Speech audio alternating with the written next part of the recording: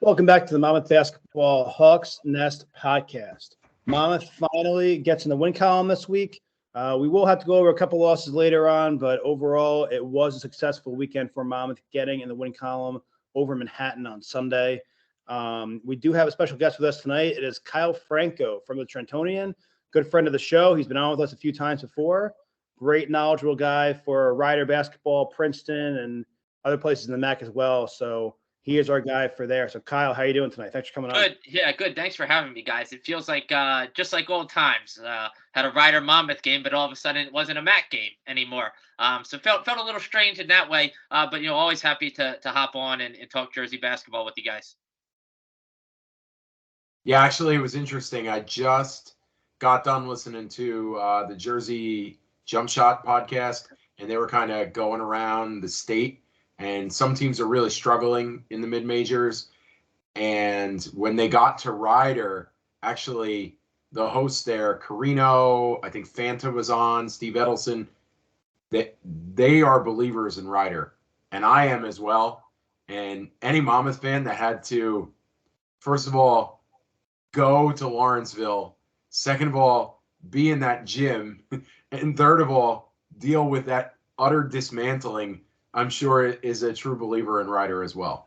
You and King Rice, right? Yeah, look, it was a Rider team that there are some expectations for this team coming off the MAC semifinal last year. It was the first time in a decade they'd got to that MAC semifinal. Of course, you guys know they played Monmouth in that game. It went right down to the wire. It really could have gone either way that game. And they brought a lot of guys back from that team, and they felt like this was a team that had some expectation that they have a chance to go out and compete and maybe win the MAC this year. Got off to a little bit of a tough start. They had the loss at Providence. They lost by a point. They had the ball with a chance to win. An unfortunate trip and a fall there that, kind of kept them from getting a shot up there. And then they had a trip to Ireland, and it didn't go well. They lost 2 games to teams. It was that MAC Atlantic Sun Challenge. They did it in Dublin, Ireland this year. They lost 2 games to Stetson and Central Arkansas, 2 teams that I think they probably felt like they should have beat. They didn't play well. They didn't shoot it well. They didn't defend well. And then, 36 hours later, they turned around and had to play at Rutgers, and they got squashed. Which, as we've seen, when you play Rutgers at home, that can happen to you. Like that Rutgers team. We wouldn't know, Kyle, because we played Rutgers at home. Justin Robinson dismantled them. Steve Peichel came in, and they'll never schedule us again. Well, so we wouldn't know about that. Good for Rider that they get to play Rutgers. Ryan takes every chance he can to publicly call out Rutgers to play us, and they just won't because of one loss. So we wouldn't know about that. But I have to tell you, I don't love Rider. I probably was cheering for Rider in that one, though. Yeah, it didn't go. They got squashed in that game, and then and I think their psyche took a little bit of a hit, right? You had some expectations, and then all of a sudden you're 1-4.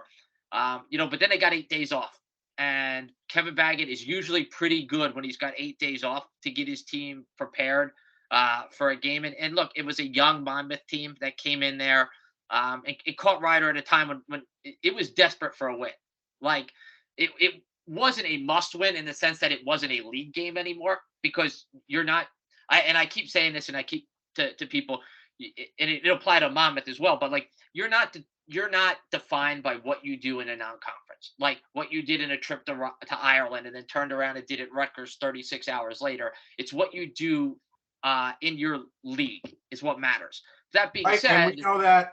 I mean, Kyle, I hate to cut you off. While it's fresh, we know that from 2016. It doesn't matter what you do out of the league when you're in the MAC. They're not sending you as an at-large to the NCAA tournament. So just take care of business, and up in that dump in Albany or down in Atlantic City, wherever you got to go, you got to take care of business there, because the net ranking, the RPI, whatever it is, the NCAA selection committee doesn't give a shit about the mid-majors, and they're not putting you in. Yeah, I keep saying this to people. I keep reminding them, the MAC is a 1-bid league. The MAC is a 1-bid league. The MAC is the 1-bid league. Like, write it on the chalkboard, right? In like that Simpsons gif where you have to keep writing it up there. The MAC is a 1-bid league. But look, you don't want to be 1-4 going on 1-5. So I thought that was an important game for Rider, and they ended up being able to win it over a young and I think inexperienced Monmouth team. And then they turned around and beat Mount St. Mary's on the road in what was Rider's league opener, but it was Mount St. Mary's home opener as a MAC team. Tough environment. They were able to go down there and gut out a win. So I think it's a team that is going to start to turn that corner now. And I think you're going to start to see the version of Ryder that was in the MAC tournament last year, as opposed to the one that played the first 4 games this year. Ryan, before you go on with this, Kyle, I have to say the experience down in Atlantic City last year for the MAC tournament, I thought was fantastic. I know that other MAC fans have their own opinions on it. The game day feel for Ryder Monmouth was one of the best real big time mid-major college basketball games I've ever been to. I'd like to hear your take before we continue with this on the MAC continuing in Atlantic City for the tournament. Yeah, it's a good question because as most of us, who cover the league know, and the fans know, it's up for bidding again. This is Atlantic City's last year with the contract, and Rich Enzer talked on the preseason media call about how that bidding process will start to open up, and they'll look at different options. But it's certainly, from what I'm hearing, sounding like Atlantic City again, or Albany is going to get back into the running there. I love Atlantic City. Now, selfishly, that's because it takes me an hour and 20 minutes to get there from where I live, as opposed to the 3 hours it takes to get to Albany.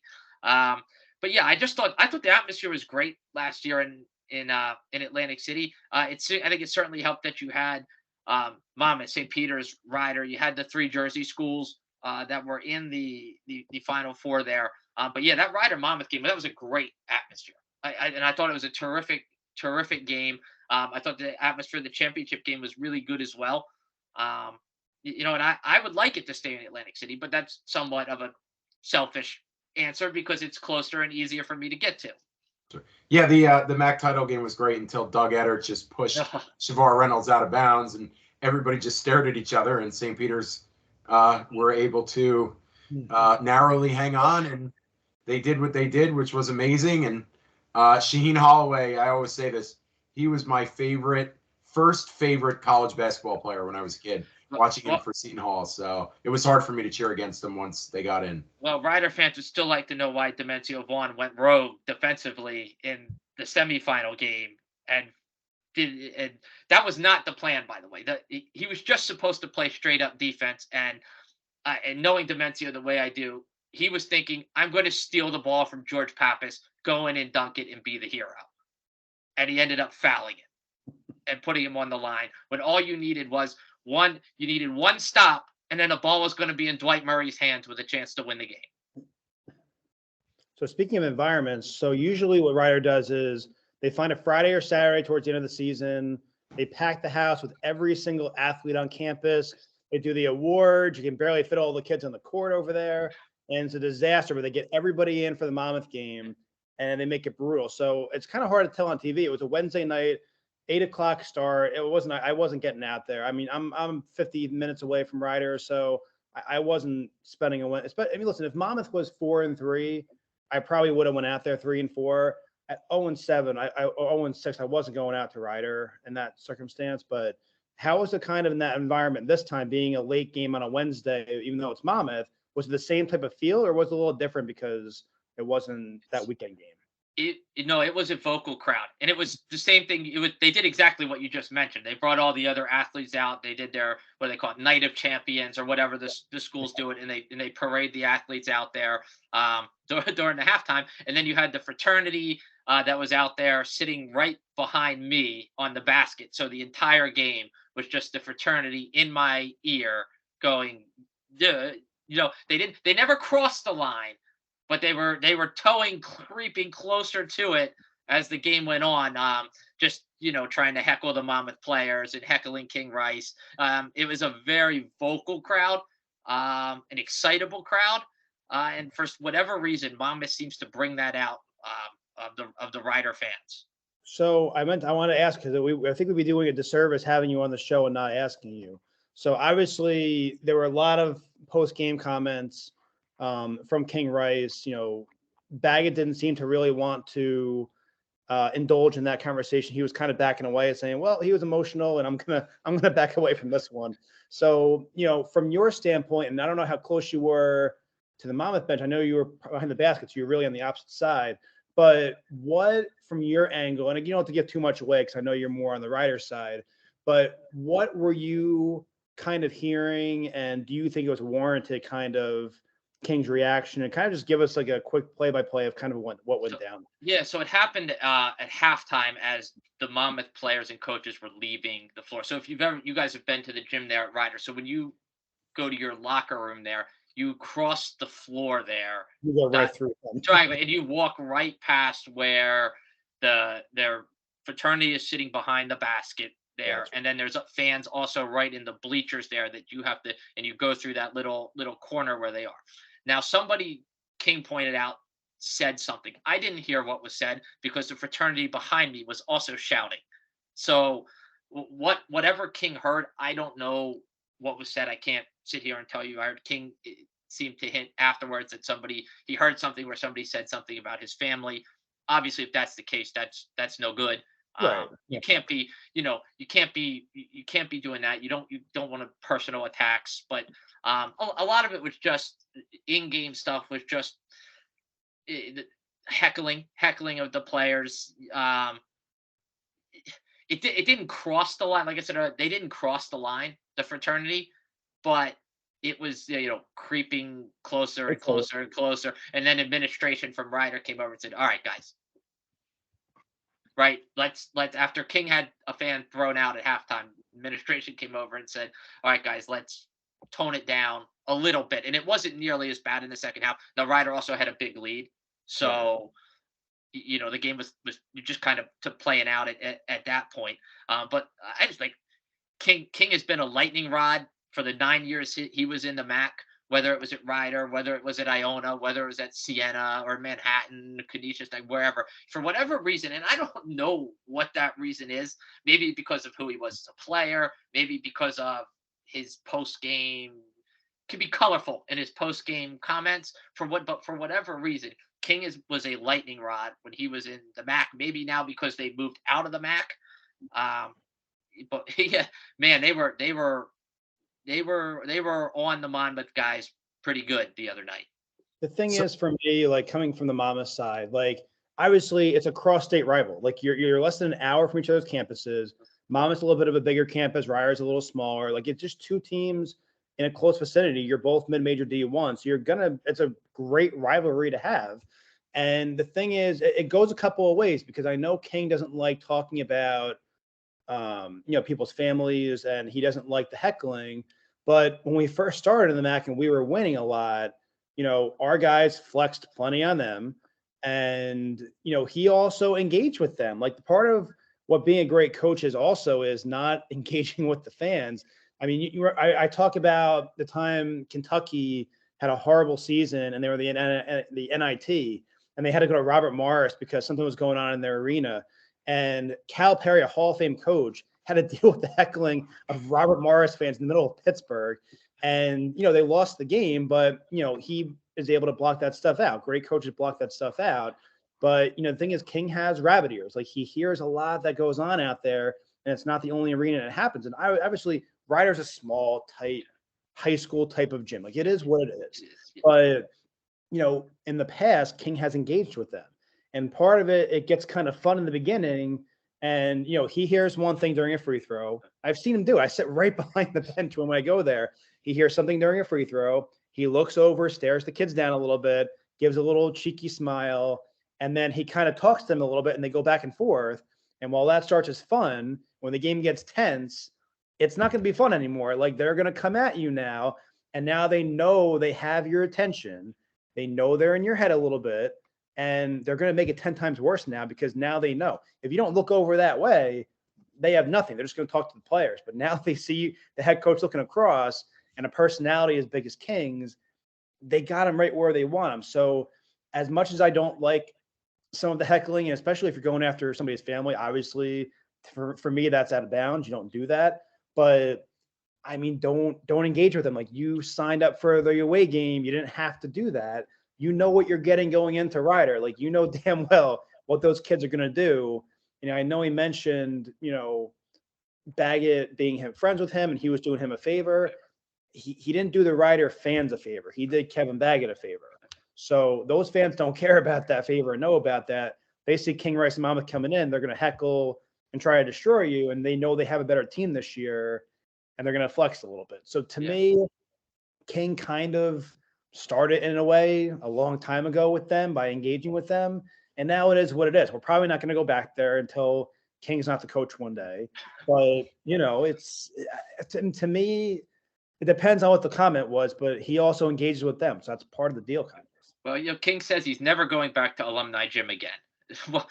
We'll see. We'll see what happens. I guess Ryder's probably going to be coming to Monmouth next year as part of this series, and we'll see when King has a little bit older team and Ryder comes in next year with a younger group, and if Monmouth wins that game at home, maybe he changes his mind. But they were flexing on us, and which I didn't really understand some of that. Okay, I mean, there was one thing at the end where the kid shot a three, and Kevin didn't want him to shoot the three. He just wanted to take the shot clock violation. And Kevin called timeout, and that timeout was called to yell at the kid for shooting the three. It wasn't to rub anything in on Monmouth. He actually didn't want the kid to shoot it. He was talking about you flexing on our guy, which I didn't really get at all, because being mad about, somebody said something about your family, that's out of bounds, and that's one thing.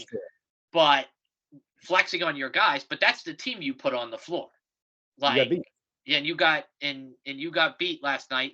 But look, Ryder's an older, more mature, more experienced team, and Monmouth clearly a team that is, going through some growing pains right now with a youthful team that doesn't have a whole lot of big minute experience at this level.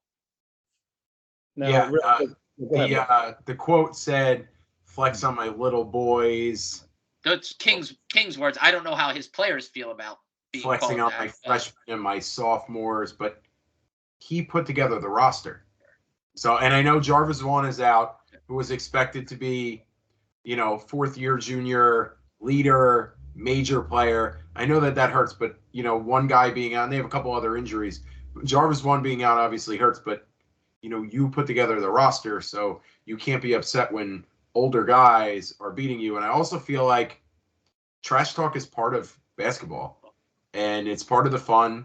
And I'm talking about players trash talking each other. I mean, a student section not crossing the line and chanting and being engaged is awesome. I love that. I went to a Monmouth game recently where there wasn't a single student in the student section.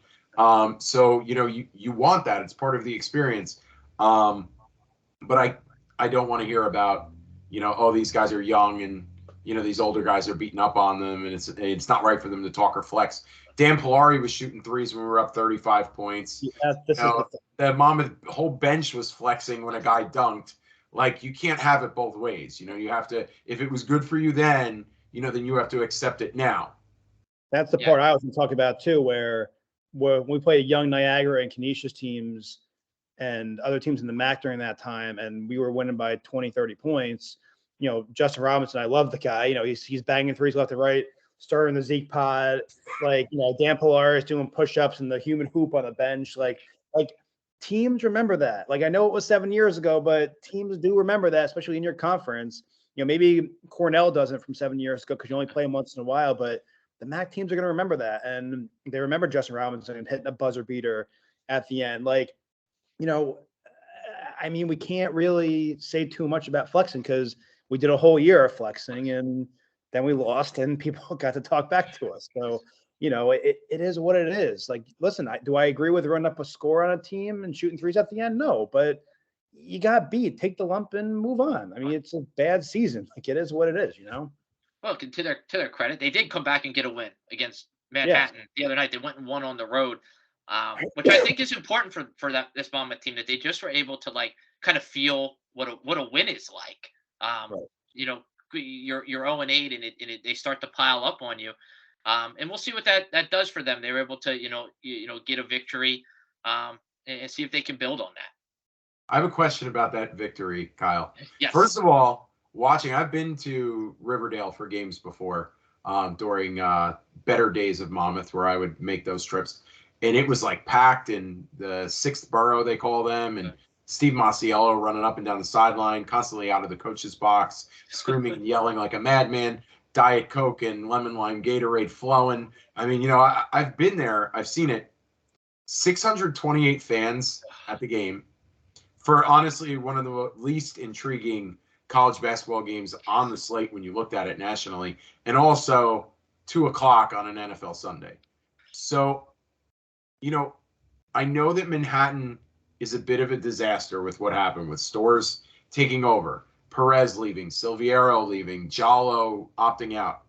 How bad is Manhattan? Like, what can we take from this win besides it's good you got a Division I win? How bad is Manhattan now, Kyle? Well, Manhattan beat Fairfield in its MAC opener. So I heard from Frank about that. Yeah. Look, I don't think it's a very good Manhattan team now that you fired your coach 2 weeks before the season started, and you had 3 starters who defected from the program. Just a wild situation there. They still have a few players. Like Ant Nelson is still there. Josh Roberts is a very good big man. Is still there. Samir Stewart played in that game. Elijah Buchanan was hurt. He's still on the roster. So it's not like it's not totally bare. It's not like Manhattan is rolling out with a Division III roster after the firing. Like it was still a road win over a Division I team. But yeah, it's not the same Manhattan team that they thought they were going to have at the beginning of the year. So you would put Manhattan bottom tier of the MAC right now? Yeah, I'd put them in the bottom 4 of the MAC. Okay. And where would Monmouth, because I'd love to hear this, where would this Monmouth team be in preseason prognostication for the MAC this season? The one that was on the floor against Ryder the other night? I mean, or the one that played Manhattan, either one. I mean, the roster is what it is. 9th. Yeah. Just because we've heard from some fans, but they left the MAC, and that's why they're bad. They're in the CAA now. It's like, no, the MAC and CAA, there's not that big of a difference. This is the roster they would have put on the floor if they were in the MAC. Correct. Justin Robinson's teams would have been a top 2 or 3 team in the Colonial. That wasn't. They weren't going to be a 60 in the Colonial because it was a Colonial. They still would have been a top 2, maybe 3 team at worst. I was looking at before I hopped on. I was looking at the Colonial standings and the teams in the Colonial. I think Monmouth will have chances to win games in that league. I don't think the bottom of that league is all that. So I actually you recently saw Drexel and Northeastern between the teams you cover. I know Northeastern is more of a mid-pack, and Drexel is down towards the bottom with Stony Brook, NCA&T, Hampton, Monmouth. There's a group of bad teams. Yeah, I thought Drexel was better than Monmouth. Okay. Just based on seeing each of them once.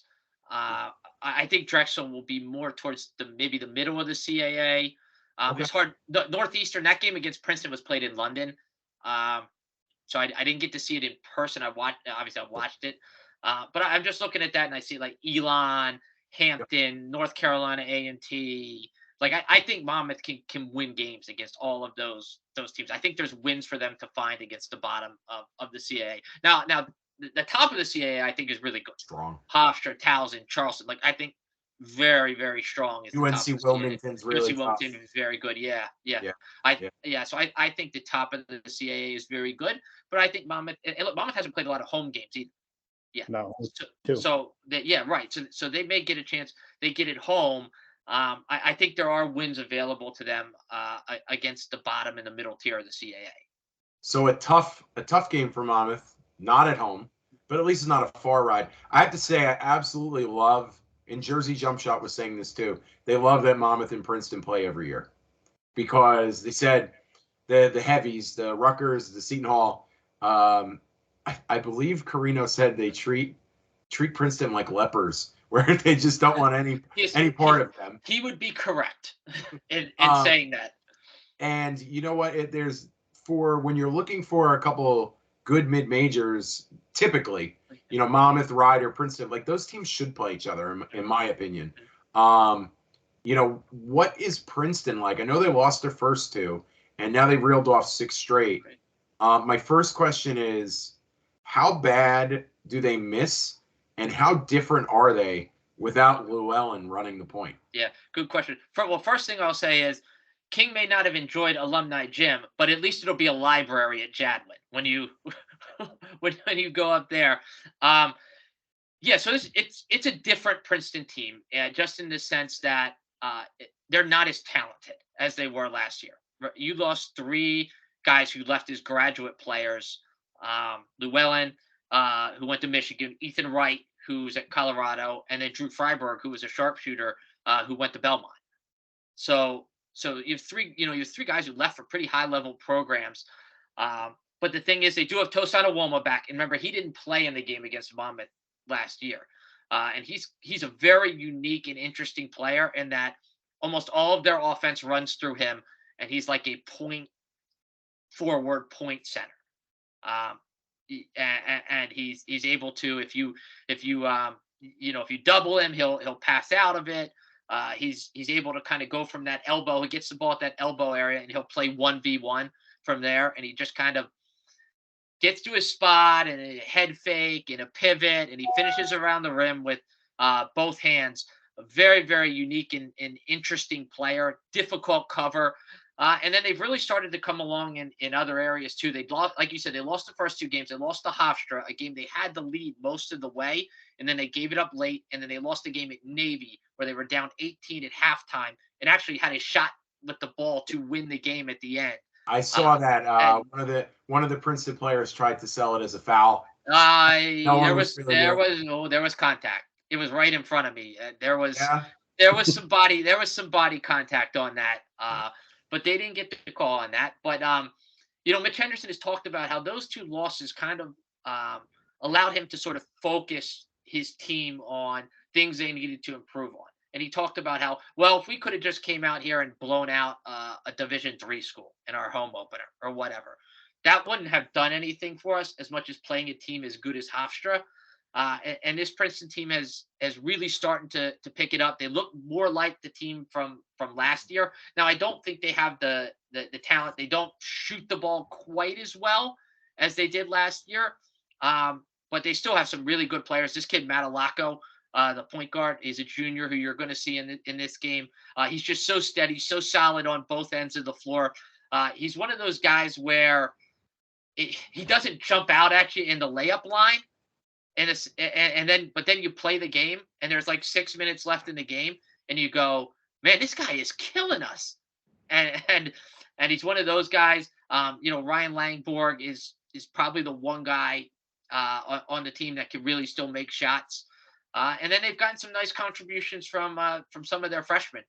They had 3 freshmen combined to score 27 points in the game the other day against Drexel. So if they're going to get that, that's going to make them tough to beat. That was a long-winded answer, but hey, that's great. The big man, who I won't even attempt to say and pronounce his name, Tosan. I have heard that he is getting legit looks for the next level because of the matchup nightmare that he is. I remember when I watched him, he reminded me a little bit of George's Niang, who had played at Iowa State and now has carved a little bit of a role in the NBA.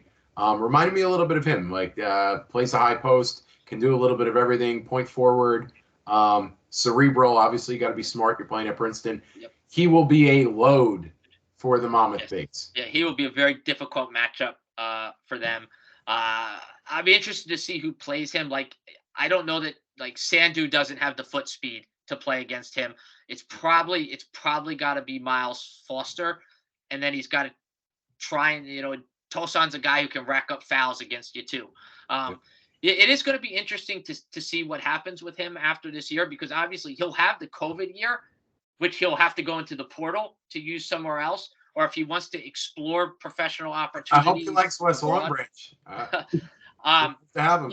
The one thing he doesn't do is he's not a great jump shooter. So that's one thing that has still got to come is if he wants to play at the next level, he's going to have to be able to knock down a 3-point shot. He doesn't take a lot of threes. Couple this year when they've left him open at the top of the key, but for his evolution and for him to be able to be a successful player at the next level, you talk about Georges Niang. He's a guy who can make threes, right? He comes in and he's like unconscious. He's shooting. It's going up. It doesn't matter. They came though after. Yes, it came after college. Next evolution. Yes, it was his next, and that's what Tosan has got to be. Is he's got to be able to knock down a 3-point shot at the next level. Perfect. Well, he'll be a load, and we know with Henderson. They're super well coached, Yep. and they compete extremely hard. And they rebound the ball really well. That's if something. Miles Ruth plays the way that he played at Manhattan, he had 21 points. He had 16 the night out before. Because he's so fast, I don't necessarily see someone in the Princeton backcourt that could stay in front of him this year. So that could be a plus matchup for Monmouth. Yeah, it could be. The thing with Miles Ruth is, I think because of the personnel, he's being asked to do a little bit too much. And he had some turnover problems in this season. You're probably relying on him a little too much for scoring. It's great. He had a great game against Manhattan. No doubt. And he's got that. And I've always liked him as kind of like a jitterbug, and he's got that quickness where when he gets it and he can go. I just think, probably with the Monmouth personnel, he's got to do a little more, I think, than you probably are comfortable with him doing if you were going to be a really good team. Yeah, sure. Monmouth should have gone into the portal and got a couple guys who could have helped instead of so many freshmen at the end, just for the dynamics of the roster. They didn't. This is what we have. This is what we're living through. But they got the kid Jack Collins, who's a short conference kid. Yeah, I like him. He just won Colonial Freshman of the Week, Rookie of the Week. Yeah, I like him. He can shoot it. He can put it on the floor a little bit. He plays really hard. He kind of reminds me of George Pappas a little bit, in that I think he could do that similar role eventually for Monmouth. I actually think he's further along than Pappas was as a freshman. When Pappas first got to Monmouth, he was a walk-on, and he kind of turned into the player that he was. I think Collins is actually a little more talented in terms of where he is now as a freshman than Pappas was. So if you get that kind of development out of Collins, I think you're going to have a really good player there. I really like him. Yeah, he's a kid who probably could have, with his skill set and the way you see he plays, he would have fit in at Princeton. Like, he would have fit in a lot of places. Monmouth was his only Division I offer, so that's a tip of the cap to King Rice for believing in him when no one else did. So, well, Kyle, we appreciate it. Thank you so much for coming on. I feel like we've reviewed Ryder. You've helped us with what Manhattan win means, and got us prepared for Princeton, which would be a really tough game.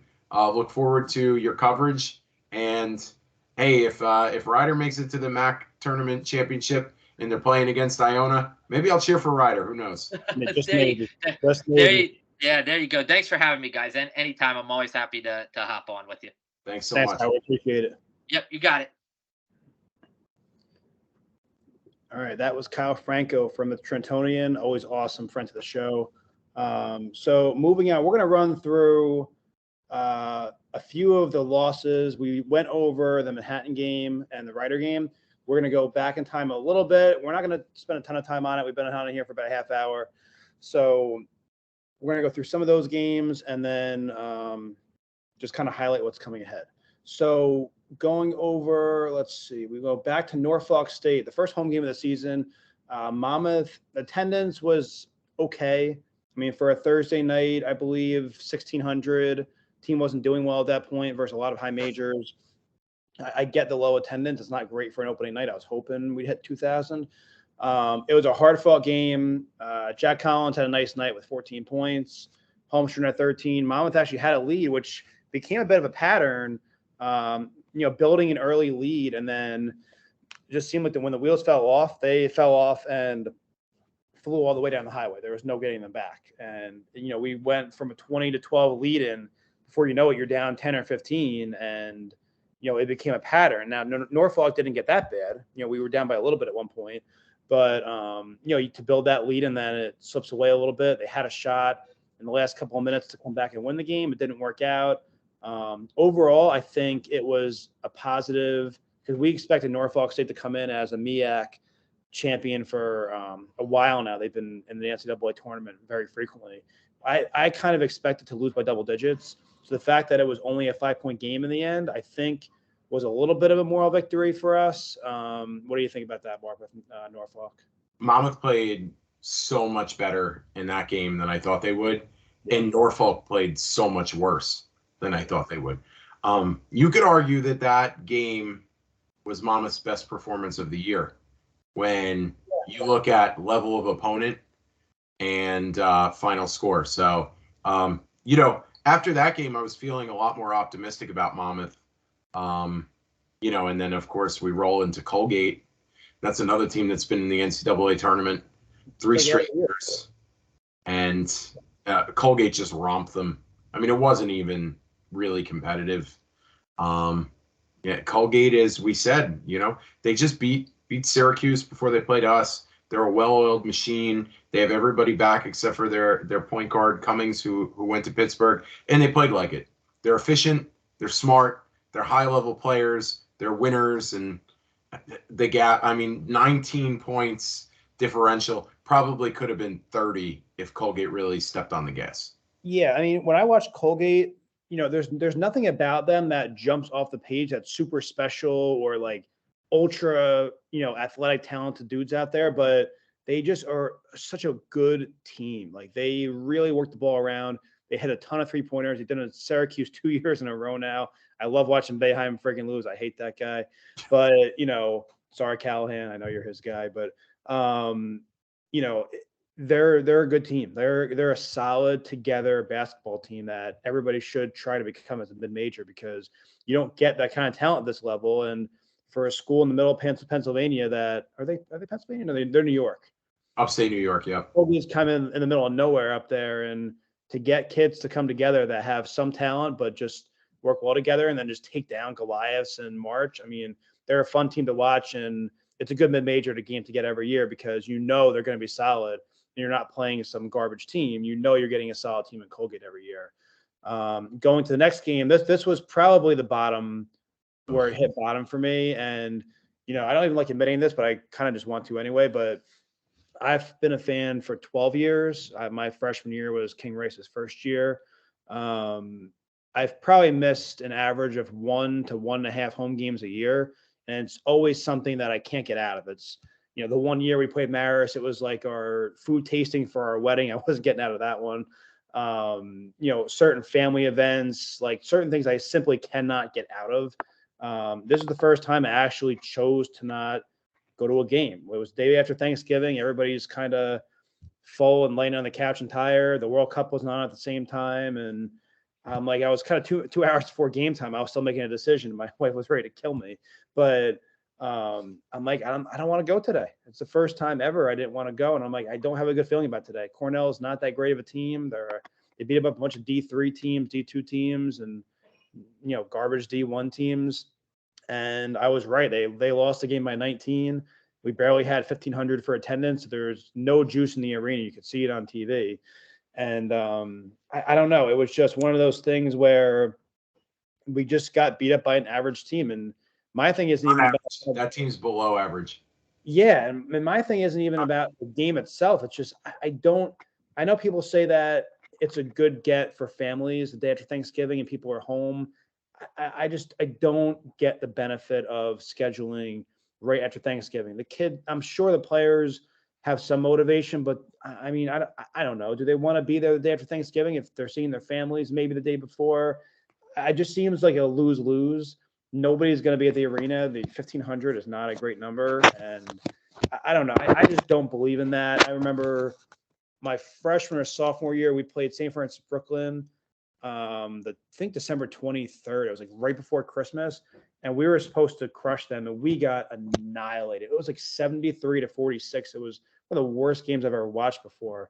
And I know you got to fill your schedule, but I don't get playing games right around the holidays like that, and especially the day after a holiday. Like I don't know. I'm not a big fan of that, but either way, they just didn't play well. Collins played well. He had 17. Career high for him. Vuga had 15 of his own. Nice night for him. Allen had 15. Foster put in 12. Allen's starting to come on. Allen's coming up. He's playing a lot better than he did the first 2 weeks. I said that he would lead them in scoring, and I said he's one of these kids that I'm super high on, and he's starting to really put it together. And this is one of those games too where the pattern came back. Monmouth led 18-9. They had a 9-point lead about a third of the way through the first half. And the wheels fell off, and before you knew it, they were down 15. And it wound up being a 19-point loss. And at one point, Cornell led by 30. And, it was, I think it was definitely the low point of the year. And I think they got together a little bit after that, playing Lehigh. And, they go to Lehigh. Nobody at that arena. You wrote down 531 fans. The arena is huge. I've been to Stabler Arena for Monmouth Lehigh before. I went to go see CJ McCollum play us. And the arena is enormous. It's old, but it's enormous. And nobody goes. And I remember asking like some townies, like local fans there when I was up there, like, does anybody come and see this team? Like when McCollum was there and they were like really good. And some guy told me it only fills when they have wrestling. Wow. Pro wrestling. If they have pro wrestling there, it fills. He said that's it. Bethlehem, not a basketball town. No, write it down. Yeah, I mean, it was a hard-fought game. I think they definitely got together a little bit after the Cornell game, and I know I think it was Miles Ruth was in the Asbury Park Press talking about what they had in the meeting, and they kind of got together. And I don't know if that was after the Cornell game or the Lehigh game, but it seems like after that Cornell game, they turned a corner a little bit because they played really well against Lehigh. And people want to trash Lehigh. They're not a bad basketball team. They were picked 5th in the Patriot League, and Patriots style league. So, I don't want to hear that it's a garbage opponent. Like we played pretty well. I thought Lehigh was better. Their personnel is better than Cornell's. Oh, 100%. They were better. And we played better. And, Foster had a nice game. He had one of his vintage games, 21 points, doing a lot in the paint. Collins had 16 to add on from a 17 the game before. Allen had another 12. Vuga had double figures again. Your guy Vuga. Vuga's pretty good too. If I was Clement Vuga, I'd be pretty pissed off that I was benched for Sandu when I routinely outplay him every night. Yeah, I mean, every night he outplays Sandu. Yeah. Now maybe that's a strategy. Maybe Vuga is like some punch off the bench. Maybe he offers veteran presence with the second unit. You never know the decision making. But if I'm Clement Vuga, I would not be happy that I was benched. Yeah, I'm not trying to start any trouble, but I'm just saying I feel like he's been playing better. I would not be happy if I were him sitting on the bench. Well, Sandu is one of these guys that I think by his junior year he could become a player for us. He's a year away from being a year away. He's a year away for sure. And listen, he has shown a couple of good things here and there. He's raw. I mean, he's from India. He didn't start playing basketball till a little bit later. He is very raw, but I don't want fans to forget Chris Brady and Zach Tillman were not Chris Brady and Zach Tillman their freshman year. All right. King got him on the walking program. They lost a ton of weight and they got a lot better from that too. Ryan, is Sandu Chris Brady? Is he Zach Tillman? Or is he Marcello Rudiger, who was the third center? Which one is he? I think he's better than Marcelo. I do. Because you know what? When you were watching, I pulled my hair out my freshman year, my junior, senior year, I saw Brady for the first time. And I was pulling my hair out watching him take baby hooks and hitting the side of the backboard and not hitting the rim. And it was ugly on offense. Like it was really, really ugly to watch them on offense. And we saw what they became. Chris Brady was, I think, a third team All-MAC his senior year. And Zach Tillman pulled out a nice career in the end, came back for his 5th year. And I don't know. I'm holding out hope for Santa because he's so young and raw. And I think a year in D1, work his butt off over the summer, cutting weight and putting muscle on. I do, because you can't teach 7-1. That's the thing. You can't teach 7-1. And I think I do think J.R. Reed not being here stunted his growth a little bit. I think having that big man coach could have helped him a lot more. I'm not saying these guys aren't doing a good job, but I just think that could have really, really helped him a lot. But I do have hope for him. I do think he'll be something for this program. It might be a year or two, but I've seen him do a couple good things out there. I think he needs to work on his footwork for sure in the post. He needs a couple post moves. But you look at him at the free throw line, he does have a nice little touch from the free throw line. He's not Shaq out there kind of pushing it against the backboard. Like, he does have a nice touch. He switched a couple of free throws against Seton Hall. Like, there is something there. I just think once they show him that he is 7-1, he can use that aggression and use some of those post moves and get a little baby hook going like Brady had. I do think there could be something there. Could he be Marcelo? Sure, he could. But I do think. Could he be Phil Waite? He could be Phil Waite. But I do think he could be a guy that develops it for us. I'm just kind of taking a wait and see on him. But yeah, Vuga is definitely playing well this year. He's getting the job done. Too many turnovers. He's had some traveling calls on him. It seems like every night he gets a traveling call, but he's also not used to playing the 15, 20 minutes a game that he is now. So he's not used to getting this many minutes. So he's doing the best he can out there. I mean, we're limited. We have 10 guys every night. So if somebody goes down, we're down to 9 or 8 guys. It's tough to live that way. So all these guys are getting more minutes than they're used to now. Yeah, I think we have to definitely say trajecting upwards. Miles Ruth lately, Yes. Jack Collins, Teron Allen, Clement Vuga are all trajecting upwards. Miles Foster is what you thought he was going to be. I mean, he's rock solid. And then, they got to figure out the rest of that rotation. Obviously, everyone's pining for Jarvis to return. When he's back, you got a couple other guys in injury. Something I thought was interesting when I was looking at the recent teams that Monmouth's played. Norfolk State, back-to-back MEAC championships, back-to-back NCAA tournaments. Colgate, 3 straight NCAA tournaments, because 2020 we didn't have one because of COVID. Then you look at Cornell, 2008, 2009, 2010 NCAA tournaments with a Sweet 16 in 2010. And Lehigh, 2010 and 2012 NCAA tournaments, where McCollum beat Duke in the 15-2 game.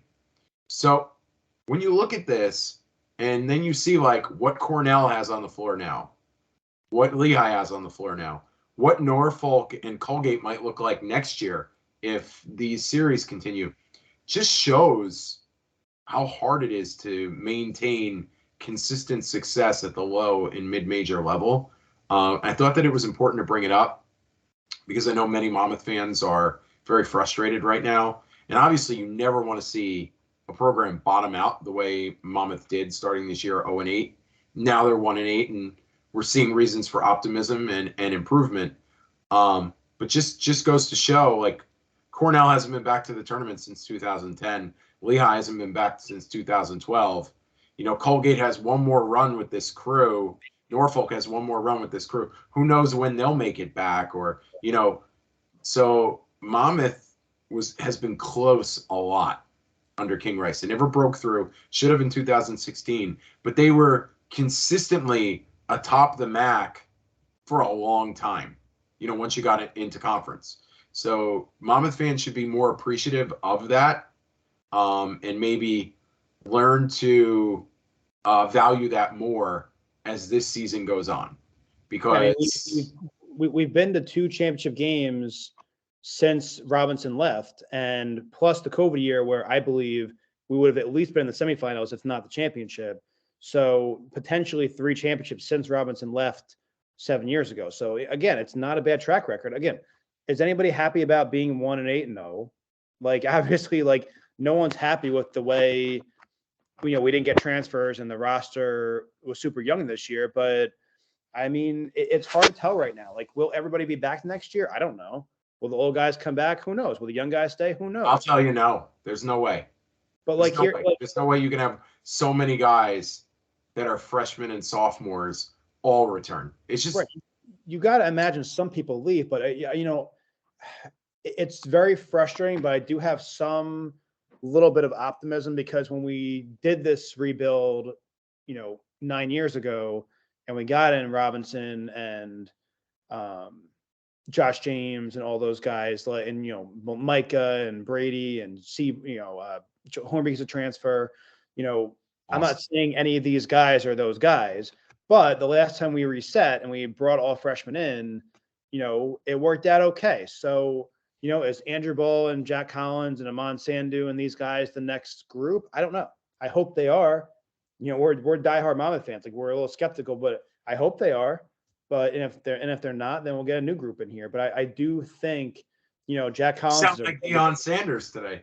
Deion Sanders walking into Colorado and telling these guys, I'm bringing my suitcase and I'm bringing guys with me that are smart and compete. And I tell each of you what's been going on here the last couple of years is not going to fly. So get in the transfer portal and find yourself a place. Could you imagine at Monmouth someone walking in and saying that? I do think there are some guys on this team that belong on this roster and that I hope will be here in the future. I don't know. I mean, it's too early to kind of talk about next year. End of the season, we're gonna have a lot to talk about. kind of on our post-season show. But for now, I mean, it is what it is. It's a young roster. For me, this is a tryout year. I mean, are we going to top double digits? Probably not. But I mean, I do think the tryout year where you show if you belong on a Colonial Division I roster, or if you're meant for a smaller team, you're trying out for them, or if you belong in D2 or D3, or maybe you bump up if you're one of the older guys, or, you know. So I think to me, this whole year is a tryout, and it's something for the fans to say, listen, we're not winning the Colonial this year. You know, we never had those expectations. We told you guys preseason, don't expect to put a banner up next year saying 2023 on it. It's not going to happen. So kind of try your best to, you know, muscle through the losses a little bit. They'll win some, and just evaluate each player and see, you know, what you think of that player. And hopefully, you know, more than less stay on the team and become something. That's all I'm doing right now. I'm not living and dying by these games this year like I was in the past. I'm just kind of taking a step back and evaluating this year. So that's, you know, that's the approach I'm taking. I don't know. Yeah, that's what you have to do in a rebuild, right? It's a rebuild and an evaluation process. And it will be interesting by the end of the year. I mean, we really are about a third of the way through the college basketball season, give or take. You know, 31 regular season games. We're through 9. And most of these guys still have like a grade of an incomplete, in my opinion. We don't know yet. So it'll be interesting. I remember when I was younger, it was like the News or the Post used to have grades for each player and then stay or go for like the Nets and the Knicks. So maybe we'll have some sort of an online vote or grade thing. Kind of get on the social media platforms, do some final grades for each player from the fans, and have something like that towards the end, because if nothing else, we bring some spirited debate here for the Monmouth fans. You know, I like where your head's at. I don't know if we're going to get away with that. But we could try. We'll see how the end of the season goes, what happens. As long as we're not the ones grading them and it's from the fans. True. We're setting them up, but we're not the ones doing it. Exactly. So looking ahead to the next few games before we hit the Christmas holiday, we got Princeton coming up this coming Saturday. Monmouth gets 5-6 days off here to regroup a little bit. Hopefully they can get a second win there. At Syracuse on Monday, December 12th. Not expecting a win there, so we'll see what happens. Last time there, King didn't even coach. It was he got thrown out of the Navy game, and then Callahan had a coach. Gary Cox had a SportsCenter top 10 dunk. He did.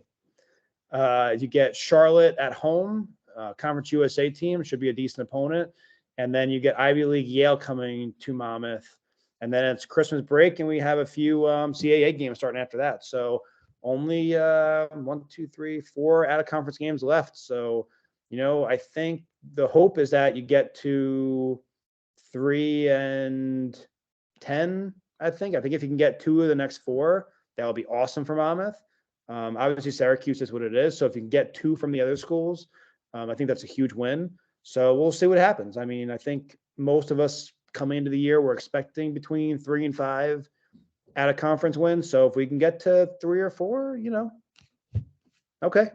Hey, go get into the CAA play with you know, a little bit of a roll, and keep building up these kids' confidence, because you know that monkey's off their back now. They're not worried about getting that first win, and that goes from everyone from King Rice all the way down to, you know, the student managers. You know, that weight has been lifted. I'm interested to see how freely they play and how competitive they are at Princeton. Yeah, me too. I mean, they're always tough, but we've also played pretty well against Princeton. We've had pretty much a lot of success against them going back the last decade or so under King Rice. I went to there a couple times. Ray had the buzzer beater at Princeton. I was sitting right there behind them. At home, they had a classic, I think it was like 96, 93 game with Robinson. We've had some battles with them. We've come out on top more than we've lost. So it'll be an interesting game. Princeton's not a juggernaut this year, and neither are we. So hopefully, you know, we can make some noise and get another road win. Yeah, and hopefully like Kyle said, he said it'll be like a library at Jadwin. So hopefully it won't be there won't be any shenanigans happening, and everyone can just compete, and we can continue what has been, in my opinion, a great, and I repeat, great series for both teams. Yeah, couldn't agree more. All right, I think that's pretty much it for tonight. Finished in under an hour, Ryan. You just got there, Mark. Just got there. Thanks everybody for listening. Make sure you tune in to the games coming up this week. We'll probably be back sometime right after Christmas for the next show, possibly before. We'll see kind of who's where, and everybody's kind of busy around this time, so we'll see where we're at. Maybe next week after Syracuse, but if not, if we don't see you, have a great holiday, everybody. We'll see you right after the break, and enjoy. Thanks for listening. Go Hawks.